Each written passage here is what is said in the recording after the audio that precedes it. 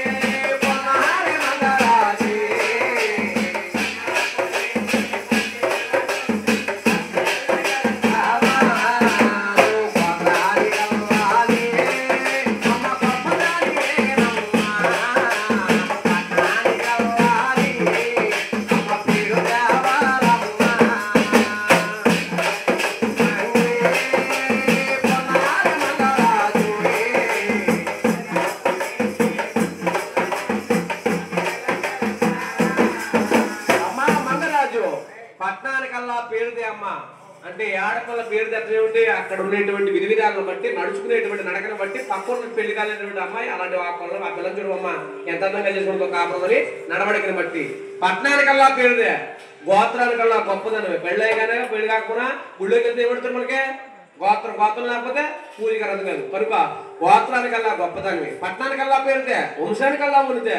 తల్లిని చూసినట్టే అక్కని చూడు, తండ్రిని చూసినట్టే మామిని చూడమ్మా. అమ్మ మంగరాజు నీ ఆడ అప్పుడు మాట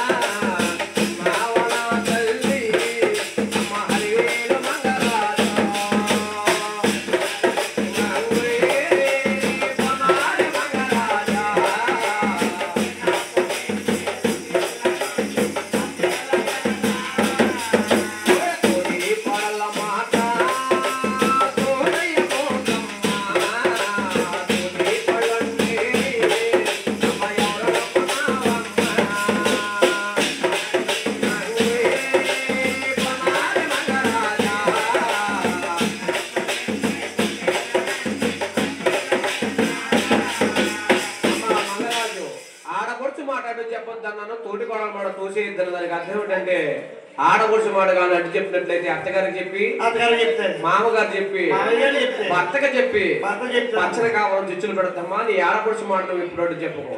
మంగరాజు తోటికాడల మాట తోసేయద్దన్న దానికి అర్థం ఏంటంటే ఒకే ఇంట్లో 5 తోటికాళ్ళు ఉన్నారు.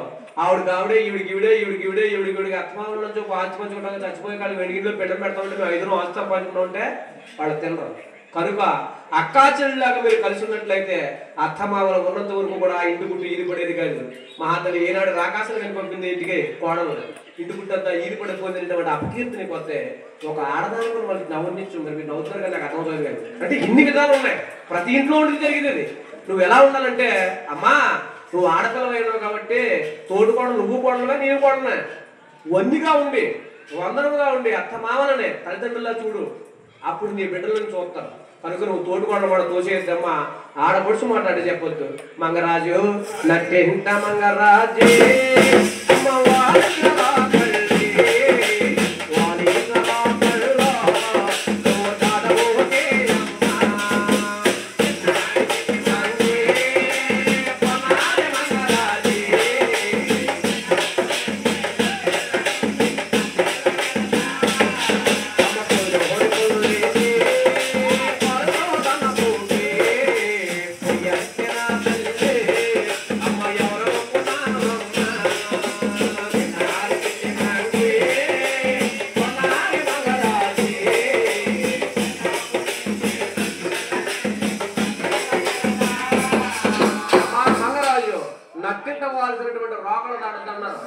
అర్థం ఏంటో మీకు తెలుసో తెలీదు. రోకలు ఎవరి చేత దాటుతారు?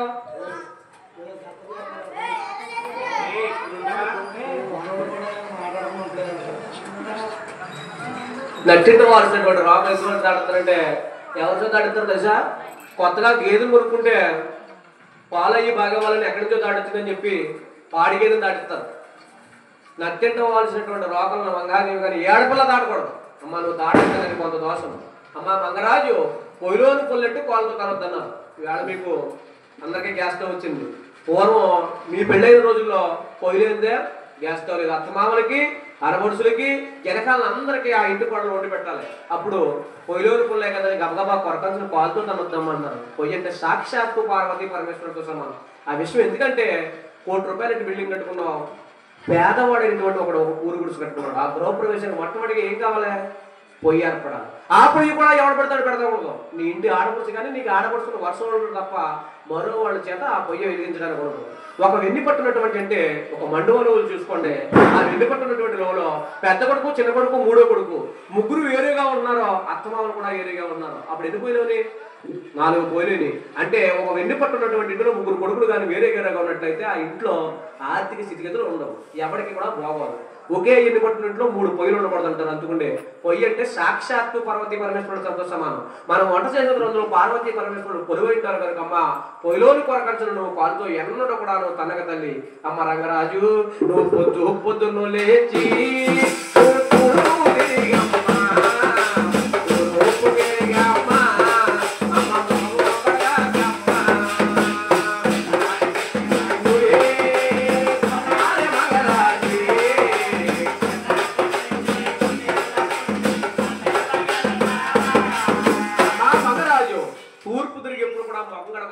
అది ఎందుకంటే ఉత్తర పడమర దిశలో ఏ దిశలో ఎక్కడికన్నా కానీ మనకు దేవుడు ఉన్నాడని ఎలా చెప్పగలుగుతాం?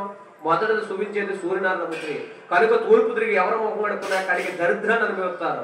కనుక తూర్పు తిరిగి ముఖం కడకమ్మ. అమ్మ మగరాజు అయ్యో తండ్రి బిడ్డ తల్లులు పాడుకోమా ఓ ఎన్నారే బంగా దేవర పోకమ్మా తండ్రి బిడ్డ తల్లు పాడుకోమా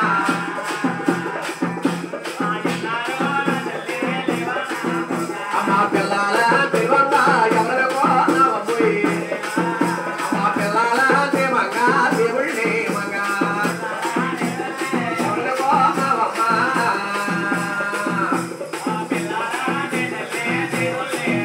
అమ్మ బాల బలబాల బియ్యలా కొట్టేది ఓ చెయ్యంతే ఒక బంగారు కొట్టముగా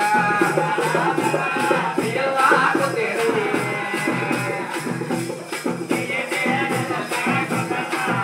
సండే పట్ల తల్లి ఎవరు పాల్గొంటున్నారు ఏమనకమ్మా నువ్వు తాగడం మానసన్నా పోయి ఏ పిల్లన్నా మీ ఇంటికి చల్లర పనులు ఆకతాయ పనులు చిన్నపిల్లలు చేసినా కానీ ఎప్పుడు కూడా చెయ్యెత్తు కొట్టకమ్మా. పిల్లలంటే సాక్షాత్తు దేవతామూర్తులతో సమానం.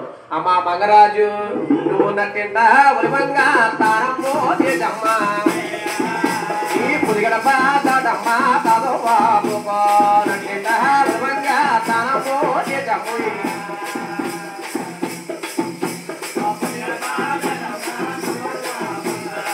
మంగరాజు నట్టింట దానం చేసి పొదిగడప తలతో వద్దంటే దానికి అర్థం ఏమిటంటే ఎక్కడో ఉన్నటువంటి ఈటి చివరి ఉన్నటువంటి మన బాత్రూంలో దానం చేసి అంటే బెడ్రూమ్ కు నెచ్చంటి బాత్రూమ్ ఒక పక్కన ఉంది అక్కడ దానం చేసి ఈ అమ్మాయికి తలపూర్లు ఆరదు. ఈది చివరి ఉన్నటువంటి పిండి గారితోనూ ఇంకొకరితోనూ మాట్లాడతా కొంచెం గవ్వ తలదూతారు ఆడలు కొంతమందికి. అలా తలదూడడం వల్ల నీ పొదిగడప తాటి ఎప్పుడు కూడా తలదవుతాడన్నారు ఆడవాళ్ళు. ఎందుకంటే ఆడదానికి తలలోనే ఉంటుంది లక్ష్మీరేఖ. భర్త ఎంత సంపాదించినా కడిగి దరిద్రాన్ని అనిపిస్తుంది. అదే నీ పొదిగడపలో దూకున్న తల నీ తలలో పడిపోయిన రేఖ ఎక్కడ పడుతుంది? నీ పొదిగడపలో పడుతుంది. అది దాటి దూతే ఈదికి బయటకు పోదు. అందుకుంటే పొదిగడప దాటి ఎప్పుడు తలతో వద్దమ్మా. అది కొంత దోషమమ్మా మంగరాజు. నీ ఆరుగురు బాబాలో నక్కెంత కానీ మంచం మీద మంగా నిద్రపోకమ్మా నక్కెంత కానీ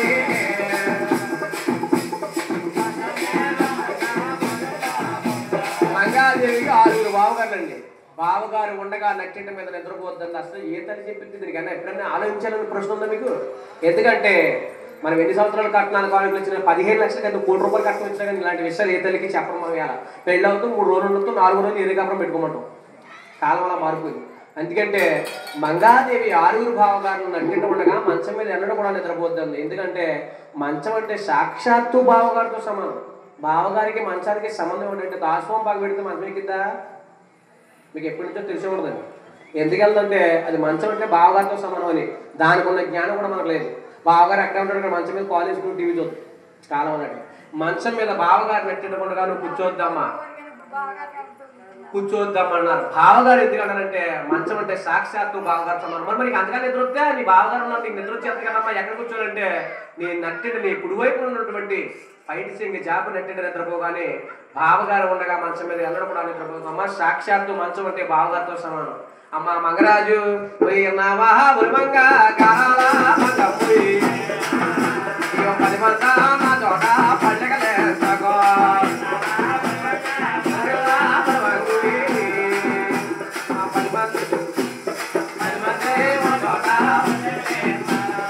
మంగరాజు ఆడ నవ్వునే కూడా దానికి అర్థం అన్ని చెప్పింది. 10 మంది చూడండి నవ్వు కూడా అర్థమే. 10 మంది ఉన్న చోట పళ్ళెకులు జమ్ముద్దమ్మా, పలానా వారు కోడలు పెంకిదనేటువంటి అప్పగిస్తుందమ్మా, తండ్రికి అయినటువంటి నాకు, తండ్రికి అయినటువంటి నాకు, అత్తమామలకి కూడా పేరు పోద్దమ్మా. నీకన్నా పెద్దవాడితో వెళ్ళి ఎక్కడికైనా వెళ్తే కనుక నీకన్నా చిన్నవాడితో వెళ్ళకో. ఎగసకాలు ఎలాకాలు ఆడతారు అక్కడ నవ్వుతూ అమ్మా, అందరూ నేను ఇలాంటి కోడలు ఉంటారమ్మా. అందుకు కాబట్టి నీకన్నా పెద్దవాడితో వెళ్ళు, విద్యాబుద్ధులు చెప్తారు అని చెప్పేసి మంగాదేవి అంటే పెద్దవాళ్ళు ఎక్కడికి వెళ్ళమంటుంది? ఊరి చివరి మీకు ఇక్కడే ఏడుగుట్టు ఉంది. ఊరి చివరి నీళ్లు తెచ్చి వంట చేసేటువంటి రోజులు నేను చెప్పేటువంటి రోజుల్లో ఆ చివరి బిందునట్టుగా నీళ్ళకి వెళ్ళాలంటే నీ తోటతో ఉన్న వాళ్ళు వెళ్ళినప్పుడు ఇంకో ఆవిడ మంచి ఏదో మాట్లాడకో ఎక్సకం పెరిగిద్ది, నవ్వుకుంటారు. పలానా వరకు వాడలు ఈ ముఖ్యకులు కన్నాలు కూడా కచేరీ చేపకాడికి కూర్చుని పలానా వరకు వాడలు ఎలా అవుతుందో చూడాలంటే ఈ అత్తమామలకి తల్లిదండ్రులకి ఎక్కడ పొరుగుపోద్దని చెప్పేసి వంచినటువంటి తల మీద పెట్టుకున్నటువంటి ఇక్కడ ఆడపిల్ల వంచిన తల అక్కడ నీళ్లు పెట్టుకొచ్చి మళ్ళీ వంచిన తల పైకి ఎక్కకుండా వచ్చినటువంటి రోజులు అయ్యి నేను చెప్పేటువంటి రోజులు. ఇది మంగాదేవి ఎలా ఉండమని చెప్పేసి మంగాదేవి యొక్క తల్లి విద్యాబుద్ధులు చెప్పి అలా అత్తవాళ్ళకి సాగి